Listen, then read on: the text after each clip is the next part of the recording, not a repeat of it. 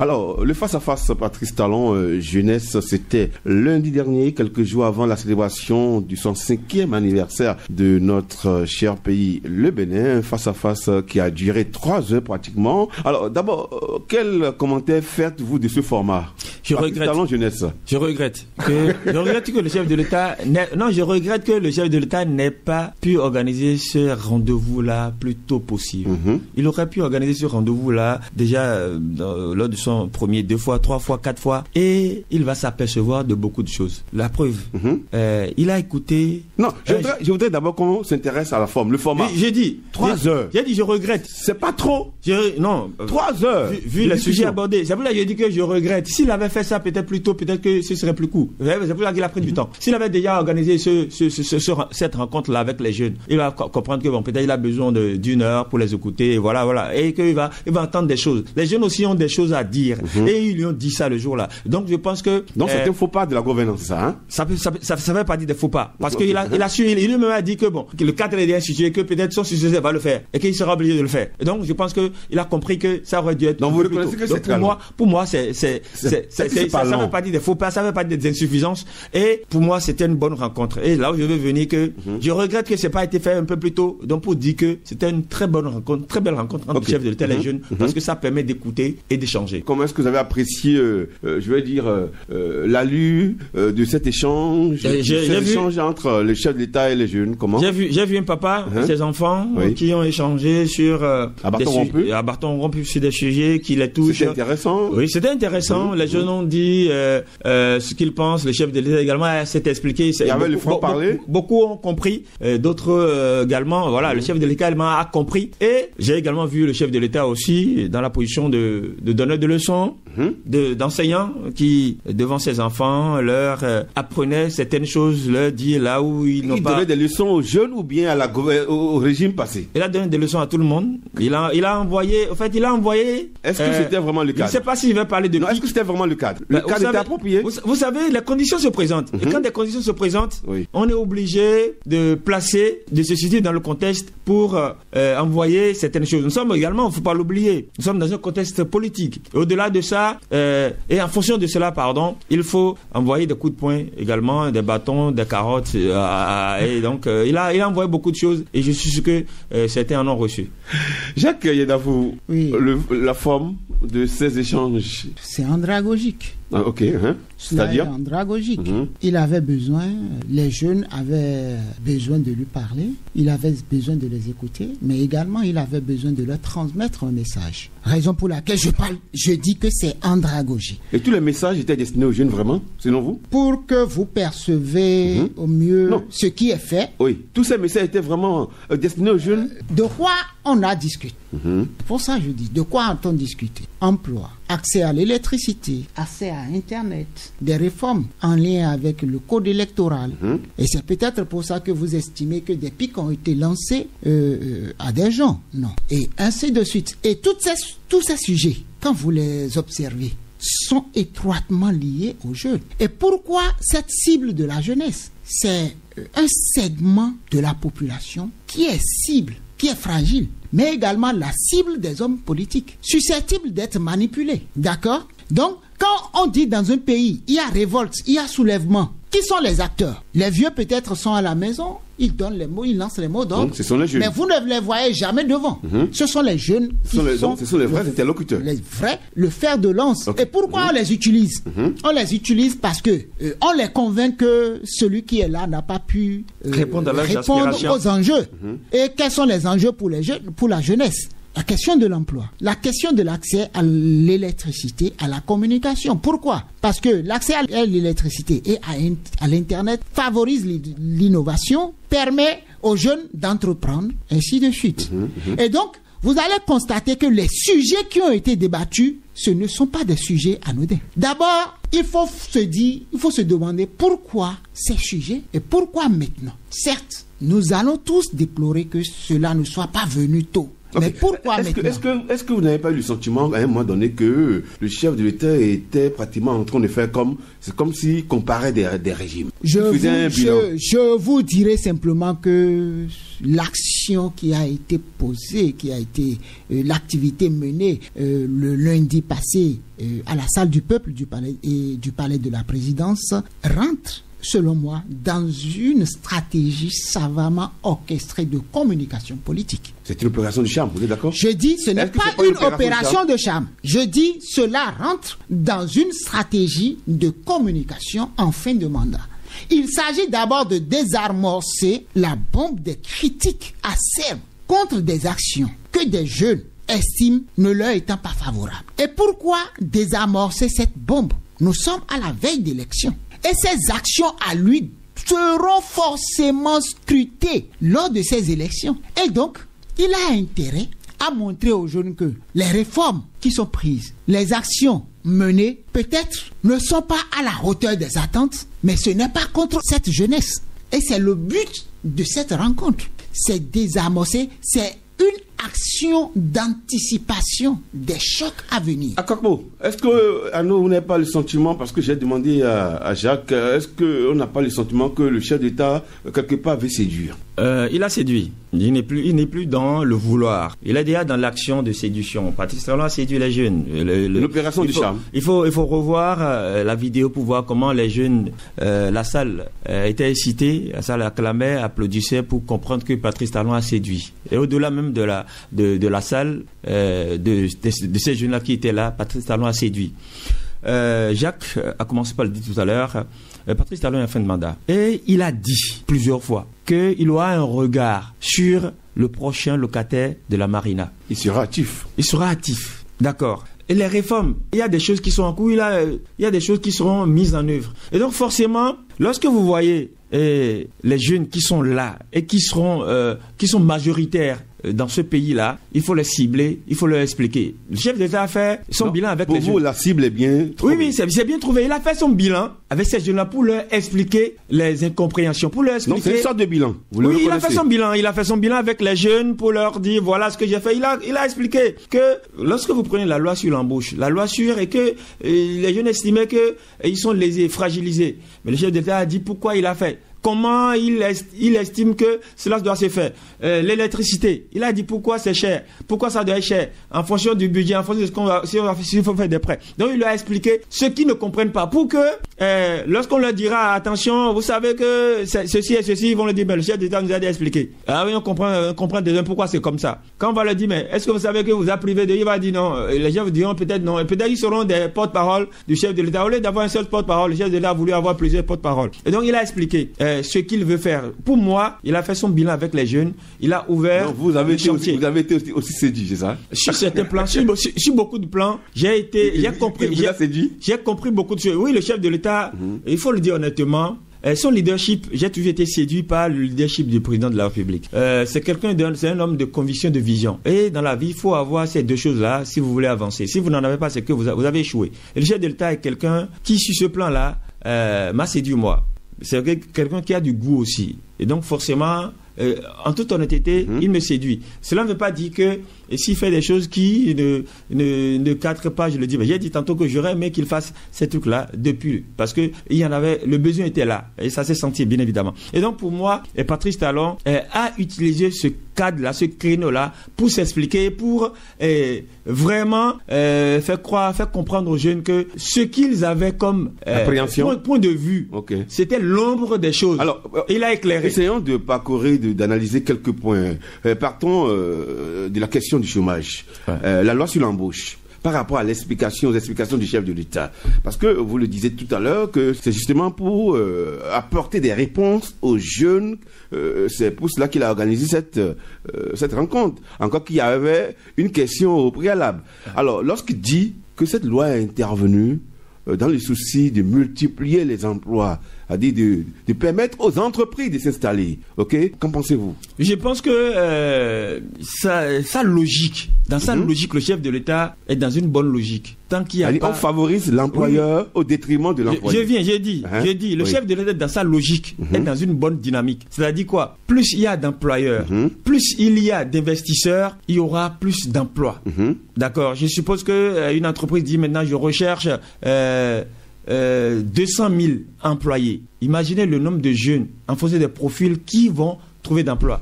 Un deuxième, un troisième, un quatrième, cinq entreprises cherchent 200 000 employés chacune. Ça fait déjà, je crois, le million, ou bien millier, d'accord? Donc, il y aura des opportunités. Beaucoup d'opportunités. Okay. Et donc, là où il y a une place pour 50 emplois, désormais, peut-être il peut y avoir 40 emplois pour 50 emplois. Et donc, forcément, si on ne trouve pas au moins deux jeunes sur 3 iront trouver de l'emploi. Et donc, c'est justement pour ça qu'il dit il y a plus d'emplois. Maintenant, dans le fond, on est à discuter du fond. Est-ce que tout est bon?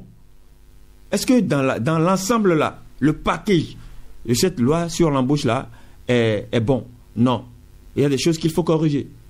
Lorsque vous prenez certaines dispositions de l'article où on dit que on parle de CDD ou renouvelable 3 fois. Après 3 fois, et que l'employé ou l'employeur est libre de licencier comme ça, si il y a faute lourde et que il considère que c'est une faute lourde, il faut licencier et qu'il faut donner une indemnité en fonction du salaire brut 3 et 9 mois. C'est la disposition qu'il faut essayer de revoir. S'il faut apporter d'autres précisions pour donner un peu de chance aux employés. C'est vrai, le chef de l'État a dit, si un employé est compétent, s'il est incontournable, je l'ai suivi, s'il est compétent, incontournable, s'il est capricieux, que l'employeur peut fermer les yeux, peut-être qu'il a été en retard une fois, ou au tapou dit, bon, lui là, je ne peux pas me passer de lui, parce que si je le laisse, mon concurrent le prendrait. Mais dans le même temps, on sait ce que l'homme est. On sait ce qui peut advenir. Il y a des choses, des circonstances qui peuvent venir et qui peuvent advenir et que les choses peuvent ne pas se passer comme il se doit. Et donc, je pense qu'il y a des choses qu'il faut toujours corriger pour équilibrer un peu. Je ne dirais pas qu'il faut donner plus de poids à l'employé. Parce que, oui, quand c'est comme ça, personne ne viendrait s'installer. Personne, je dis. Si je sais que je viens, que je n'ai pas la sécurité de ce que je peux rester pendant 50 ans, 10 ans, ou là où j'ai investi 10 francs, je peux me retrouver à 25 francs, parce que c'est de ça qu'il s'agit. Lorsqu'un entrepreneur entreprend, il investit 10 francs, il va retrouver 25 francs, histoire de faire une marge pour pouvoir multiplier, scaler. Alors s'il n'y a pas ça, il ne viendrait pas. Donc il va falloir qu'il y ait une sécurité. Et c'est là, je pense qu'il y a un certain ensemble. Lorsqu'on parle de la loi sur l'embauche, mais il faut aller voir la loi sur l'encadrement de la grève. Tout ça, ça permet à l'employeur de dire, bon, ah oui, dans ce pays-là, c'est bon. Parce que s'il n'y a plus de grève sauvage, il n'y a plus de ceci, il n'y a plus de cela, c'est que là, je peux. Donc, je pense qu'il y a des choses qu'il faut corriger. Il faut aller revoir un peu. Est-ce que vous ne voyez pas qu'avant l'adoption de cette loi, on aurait quand même pris le temps de bien expliquer cela aux Béninois pour qu'ils comprennent l'enjeu réel? C'est du devoir des députés. C'est du devoir de ceux qui sont chargés de ça. C'est du devoir, je dirais même, des faiseurs d'opinion ou des partis politiques de prendre cette loi-là et d'aller l'expliquer. Leurs militants, c'est qui? Ce ne sont pas des extraterrestres. Mais ce sont des Béninois, ce sont des jeunes. Donc c'est leur devoir d'aller faire Jacques, ça. Alors on va s'intéresser à la question sur l'action sociale dans le pays, les explications du chef de l'État. Vous, qu'est-ce que vous retenez par rapport à la question, par rapport au volet social? Je voudrais simplement, au lieu de répondre coup par coup à ce type de questions, attirer l'attention sur l'harmonie, la synchronicité qu'il y a entre les différentes lois et les ambitions du pays. Vous applaudissez toutes les lois, c'est ça? Je dis, il faut apprécier la synchronicité, l'harmonisation entre les lois de la République et les ambitions du pays. Vous vous rappelez, il y a à peine une semaine, ce débat-là a été revenu ici. Et quelle a été ma question? Pensez-vous que l'ancienne loi favorise, permet, rassure les employeurs dans une économie qui est plus importante? Est-ce l'employeur ou l'employé? Et pourquoi l'employeur est important? Plus il y a d'employeurs, plus il y a d'emplois. Vous pensez que l'État peut absorber tout ce qui sort des universités? Je l'ai dit, et ce n'est pas la première fois par rapport à cette loi. Oui, par rapport à cette loi, ce n'est pas la première fois que je dis par rapport à cette loi. Il faut valoriser le capital. Je dis par rapport à cette loi, ce n'est pas la première fois que j'opine sur cela. Et pour plusieurs raisons. Pourquoi les gens qui sont très acerbes par rapport à cette loi ne vont pas critiquer les institutions où c'est des contrats d'objectifs qu'on fait? On vous dit, vous avez 1 an et on vous assigne des objectifs. Vous n'arrivez pas, vous ne remplissez pas ces objectifs, on va chercher quelqu'un d'autre. On résilie le contrat. Non, on ne résilie pas. On vous laisse terminer. Mais lorsque vous terminez, on ne renouvelle pas. Non, c'est une sorte de prestation. Voilà. La plupart. Mais est-ce que c'est pas la plupart des structures. Ça? La plupart des structures. Si vous pas de la précarité, ça. Moi, je dis, si c'est de la précarité, commençons par voir qu'est-ce qui se fait au niveau des Nations Unies. Ça veut dire que la précarisation est partie même des Nations Unies. Tous ceux qui ont des contrats au niveau des structures des Nations Unies, c'est comme ça fonctionne. Alors, si on veut parler, on veut opiner comme ça, ne sortons pas de ce cas. Qu'est-ce qui se fait à l'international? Qu'est-ce qui se fait dans les structures que nous envions tous? Beaucoup veulent aller dans ces structures. Mais c'est quoi? Ce sont des contrats d'objectifs qu'on vous donne. On vous dit, on vous recrute pour 1 an, on vous recrute pour 2 ans. Vous avez tel objectif. Ok, le volet social, l'action sociale sous Patrice Talon, oui. Je voudrais qu'on s'intéresse à ça. Il n'y a pas d'action sociale. C'est pourquoi je dis, il faut voir l'harmonisation de tout. Il n'y a pas d'action sociale sans emploi. Il n'y a pas d'action sociale sans création d'entreprise. Il n'y a pas d'action sociale sans... Tout est lié. Le fait de dire il y a assurance maladie. Si vous n'avez pas d'emploi, comment est-ce qu'on va souscrire à la police d'assurance? D'accord? Si vous produisez et que la matière première n'est pas vendue, c'est-à-dire les entreprises ne viennent pas acheter, ne viennent pas enlever, comment est-ce qu'on peut parler d'action sociale? Le tout dépend de qu'est-ce que je perçois, quelle est ma perception de l'action sociale. Est-ce qu'il faut venir distribuer de l'argent, c'est-à-dire subventionner, faire de l'aumône? Les gens n'ont jamais dit ça. J'ai posé une question. Est-ce que c'est cela l'action sociale? Est-ce que c'est subventionner les choses, l'action sociale? C'est quoi? Qu'est-ce qu'on met dans l'action sociale? Parce que de tout le temps, on critique, on dit il n'y a pas de social, il n'y a pas de social. Pourtant, on observe qu'on crée des emplois ou du moins, il y a des actions publiques qui ont conduit à la création d'emplois, même si ce ne sont pas des emplois permanents. Mais ce n'est pas du social. Si on mène une activité qui ont permis d'absorber parmi les jeunes 20 jeunes sur 6 mois, ce n'est pas du social que de laisser ces jeunes-là à la maison. Est-ce que ce n'est pas du social lorsqu'on dit on subventionne telle chose, ce qui permet peut-être de réduire les coûts pour les consommateurs, le consommateur final? Ça dépend. Donc, de quelle est notre perception de l'action sociale? Lorsque nous n'allons pas nous entendre sur ce que nous mettons dans l'action sociale, ça va être délicat. Il n'y aura jamais d'entente. Par rapport à la réforme du système partisan, parce que la question est revenue, le chef de l'État s'est expliqué, il a même souhaité, il rêve que tous les Béninois travaillent ensemble, que les LD, les partis, les démocrates, l'UPR, BR.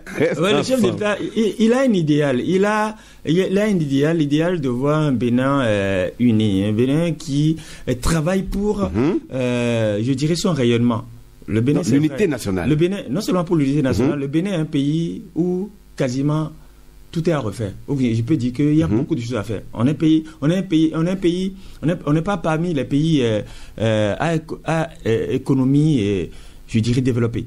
D'accord, donc il y a beaucoup de choses à faire. Quand on voit ces 10 dernières années, il y a beaucoup d'urgence. Il y a beaucoup d'urgence. Il y a beaucoup de choses où c'est en parlant d'un même langage qu'on peut aller loin. Parce qu'il est dit que 2 frères unis sont plus puissants qu'une ville forte. Et donc, si on n'est pas unis et qu'on doit pouvoir dire des choses de façon ceci, juste parce que il a dit que je retiens que les querelles ou les querelles politiques ou bien les contestations politiques ruinent ou un truc du genre. Effectivement, si juste parce que ce que tu dis là, même si c'est bon pour le pays, mais même si c'est bon pour l'ensemble du pays, parce que ça ne vient pas de moi. Parce que je pense que si tu le fais, on va mettre ça à ton actif et pas à notre actif. Je vais m'y opposer. Je pense que c'est pas bon. Dans ce sens-là, il faut comprendre le chef de l'État. En fait, c'est sa vision.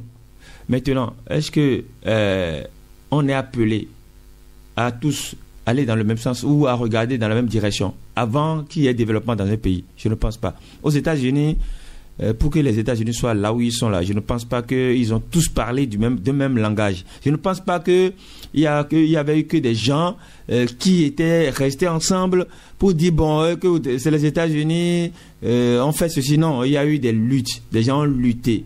En France, des gens ont lutté. De Gaulle a lutté. Le maréchal Pétain, ils ont lutté. Bon, chacun dans son sens. Mais certains ont pu imposer leur vision.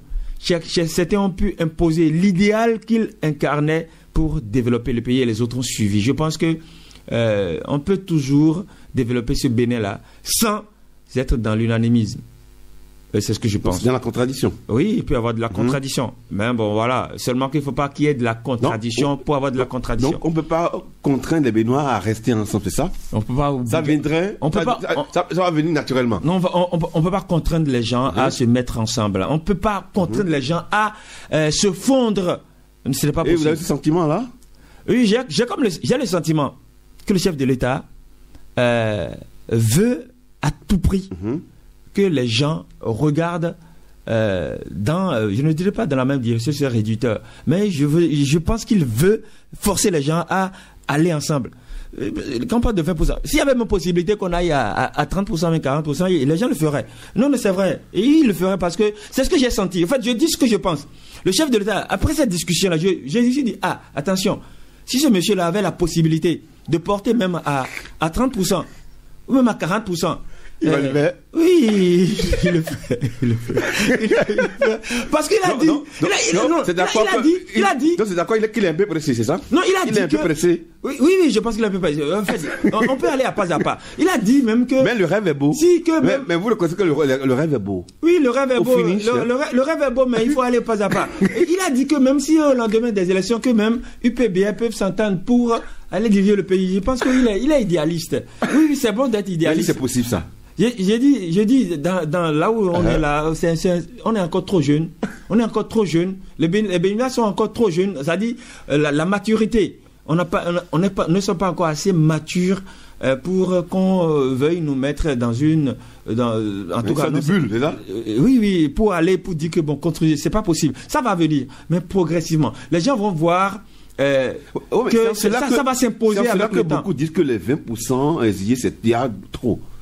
Il faut aller pas à pas. Non, eux-mêmes savent que c'est compliqué. Non, c'est pas pour rien que la notion des 10% est venue. La notion des 10% n'est pas venue comme ça. C'est pas venu en l'air. C'est-à-dire, les gens ont vu que 20 ça dit ça dit c'est comme le dit nos papas quoi. C'est comme le rythme quoi. Donc le rythme est très fort hein. Ah oui, c'est un rythme très élevé. C'est très élevé. Ils ont compris, c'est pour ça qu'ils ont mis la notion de 10%. Ah oui, ce n'est pas rien, ce n'est pas Jacques, quand je voudrais vous écouter. Oui, par rapport à ce beau rêve du chef de l'État de voir les Béninois travailler ensemble, rester ensemble. Est-ce que c'est un rêve? C'est quoi alors? Ça devrait être le souhait de tout le monde. Un pays en quête de devenir une nation a besoin d'une élite qui travaille ensemble, malgré les différences. Malgré les contradictions. Je dis malgré les différences. D'accord. Nous sommes différents, mais on peut travailler ensemble. C'est pas excluant. D'accord. Et je crois que vous ne me direz pas que tous les Chinois sont d'accord avec ce que le gouvernement chinois fait. Mais pourtant, cette contradiction que nous observons dans nos pays sous-développés en queue de peloton, on ne l'observe pas. Et qu'ils nous souviennent que dans les années 1960, la Chine et le Bénin étaient presque au même niveau.